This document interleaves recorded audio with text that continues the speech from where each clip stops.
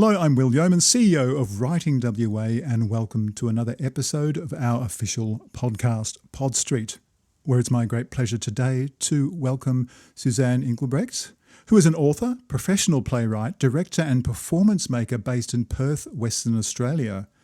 Her Tumblr Gouda trilogy. Oh, there she is. Yes. Thanks you. for having me on. How are you? Welcome, everyone. Yes, I'm good. Excellent. Loving to be on this podcast with Writing WA. So, yeah, great. So I was just quickly going to just mention your books. So the Tumblr Gouda trilogy for children so far comprises Tumblr Gouda, The Story of a Strange Lost Thing, and number 2 in the trilogy, Tumblr Gouda, The Story of a Strange Missing Thing. So I'm assuming you've probably already written the third one. I'm nearly there with it, yes. So the third one will be published, we hope, at this stage. We've got a schedule of this around this time next year. Oh, fantastic. For the publication of T3. But yes, we obviously there's going to be some creative editing done between now and getting to the final proofs for that. Indeed. So, well, before we get stuck into the books themselves, let's just go back in time a little. Now, you started your creative journey at the age of 9, writing plays to entertain your classmates. What inspired you to channel your creativity into writing, directing and performance making from such a young age? Well, I have to admit to you, Will, that it was only that my teacher allowed me to do this because, of course, it was during needlework lessons and we were supposed to be doing needlework.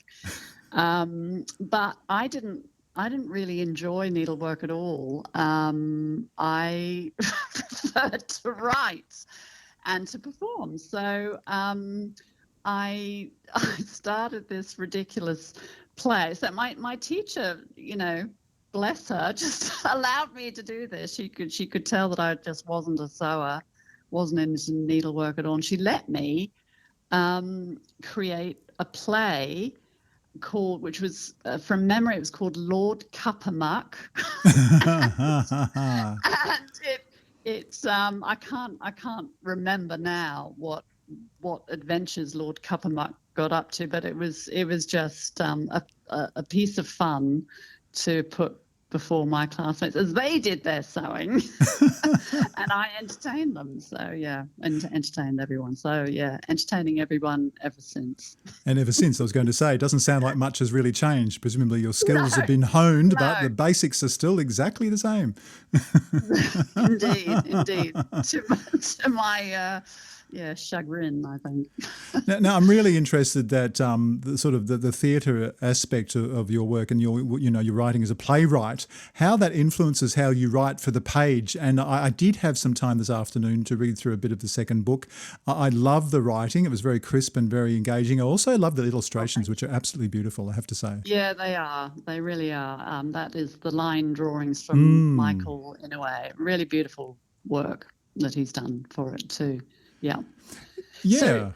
So playwriting, and yes, that is very important. I think that's been really important into this segue, if you like, into children's writing, because I can bring drama, because of my background in drama, and I know really well over a 20+ year career of writing for theatre. I know how to create drama through really the tools of a playwright's toolbox, which is dialogue and action. And it's really those two critical things, what characters say, what characters do, that drive the events of the play and of playwriting. But also then I bring that into the kids' books, and it makes it exciting. And as a playwright, I was always told, never bore your audience. If they're falling asleep, then your work, it hasn't worked. So you've got to keep them awake and engaged. And that really has, I think, stayed true for me.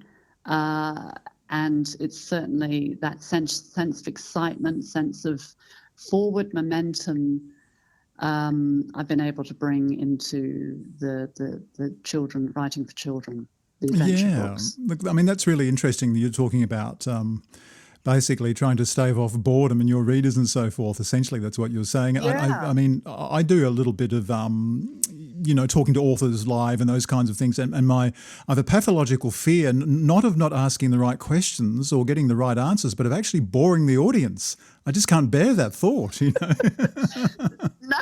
and hopefully you're getting feedback from all audiences to let you know. When you hear them snoring, that's a pretty good sign that you're on the wrong track.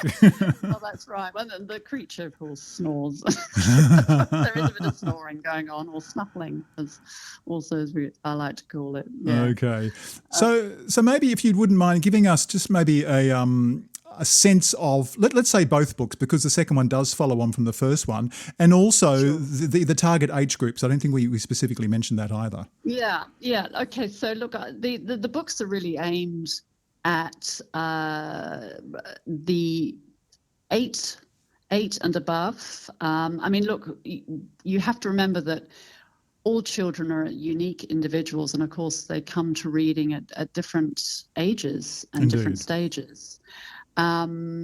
So some readers will be younger than 8. They'll already be reading chapter books. But we felt that it was we knew that the ballpark was kind of 8 to 10. So the main character is Georgina, or George as she prefers to be called, and she's 10. So with the writing of those kinds of books, you have to keep it up at the upper end of the target market. So we're aiming up to 10, and we have a 10-year-old protagonist.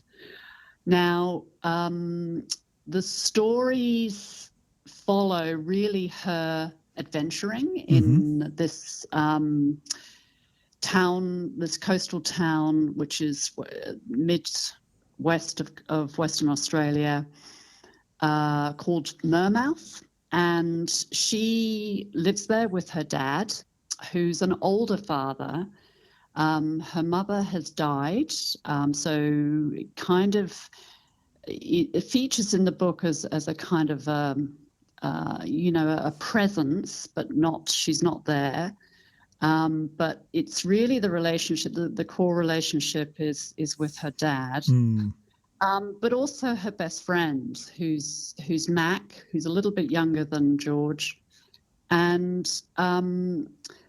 I was inspired by real events which took place. So the books are really set in the time period 1979. There was a very deliberate reason why I chose that. It's of course before computers, before devices, and it was a much simpler time, I feel. Of course, 1979 had its own issues and problems, but kids were much more likely to be outside and adventuring, exploring. So the characters are really representational of that outdoor life and really experiencing life through being outdoors. And the inciting event really is a cyclone, which really did happen in 1979 along that Midwest coast. Mermouth is actually based on Kalbarri, folks. Okay. So if you've been to Kalbarri, you'll know that beautiful kind of exciting vista that you get as you come over the hill and you go down into the town. But there was a cyclone that came through in 1979, and and that in the books unlocks this cocoon out of which a mysterious creature emerges. And the book one then follows the meeting, the meeting of George and the creature. There's an event where the creature reaches out and puts a hand around George's ankle, and of course then George has to kind of it doesn't know what's going on, but there's a monster on the beach is the kind of catalyst. But she's curious, and so she comes back with her best friend Mac, and then they meet the creature properly, and then there's this kind of game of trying to understand each other. And of course George then is her protective, humane instincts come to the fore, and she realizes that this creature could be killed if it's found, or put in a zoo, or all the horrible things that adults do. So then she has to, she feels that she has to become this protective character in the creature's life. And I think that's when the book's humanity really kicks in terms of looking at other creatures and being not only curious but feeling a sense of responsibility for them and for their well-being. I think that's a really beautiful message. So you're sort of teaching people empathy as well, and not just for non-human animals, but for people who are different from them. Exactly, and to try and understand our world and all the creatures in it, Yes. not to be afraid,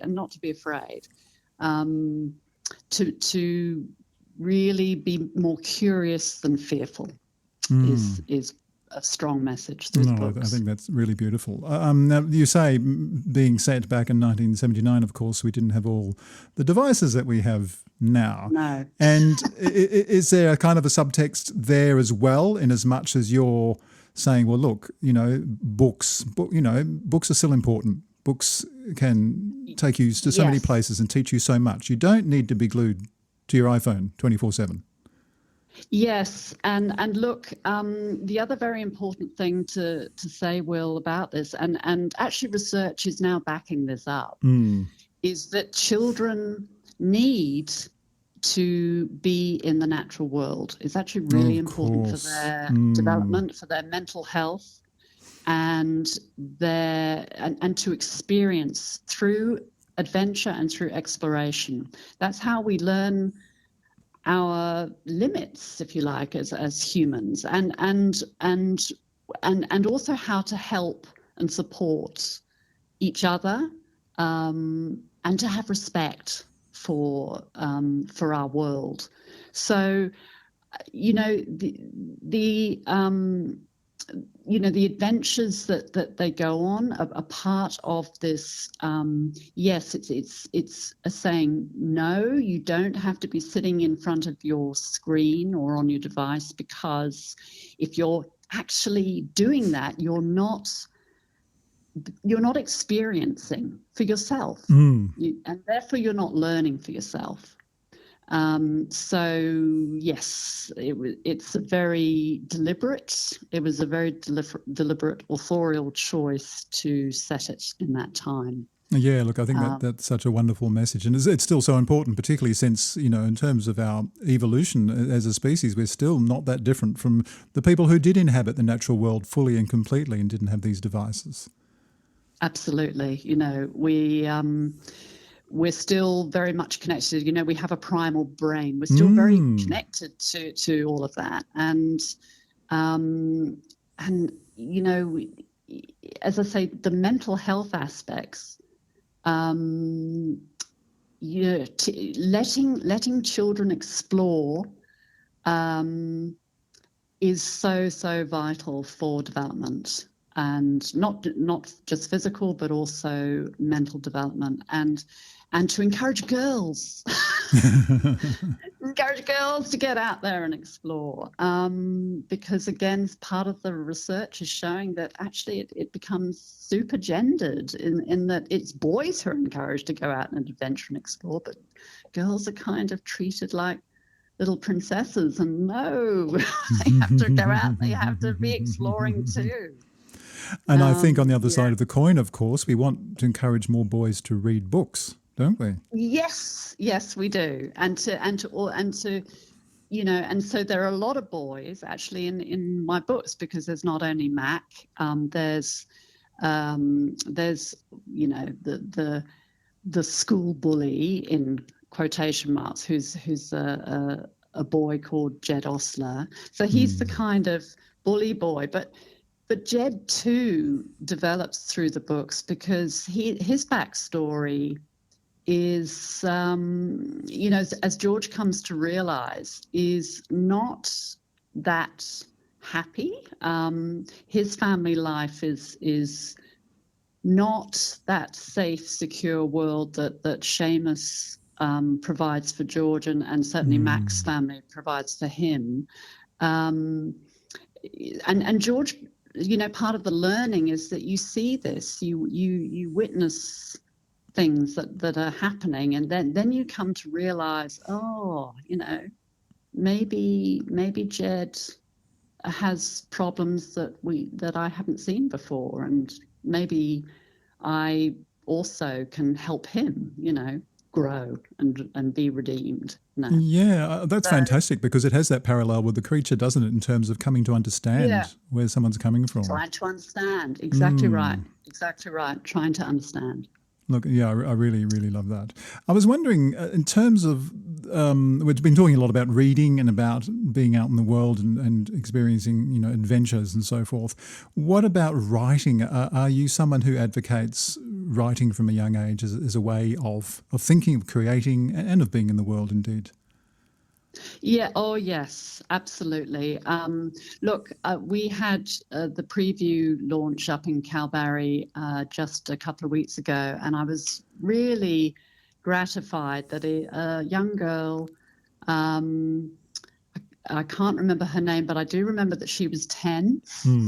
So, and her mum was there with her and said,